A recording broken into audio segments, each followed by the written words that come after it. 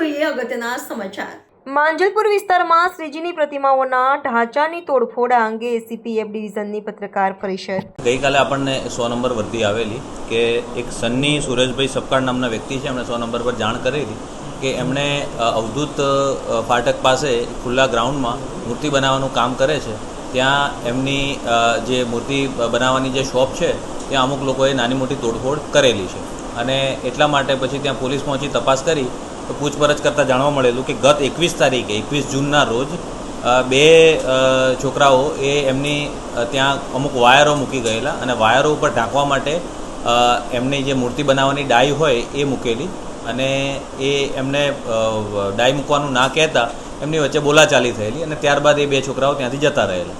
એટલે એ બે છોકરાઓની શોધખોળ કરતાં એક જે છે અક્ષય ભાઈલાલભાઈ માળી એને પોલીસે એની પૂછપરછ કરતાં એણે સ્વીકારેલું છે કે આ જે નાની મોટી તોડફોડ કરી છે એમાં એ વ્યક્તિ હતો અને એની સાથે ધવલ ઠાકોર એ બે નામના વ્યક્તિઓ છે। ધવલ ઠાકોરની હાલ પોલીસ શોધખોળ કરી રહી છે અને એક નોન કોગ્નિઝેબલ ફરિયાદ લીધી છે BNS કલમ 324 અને 54 મુજબ।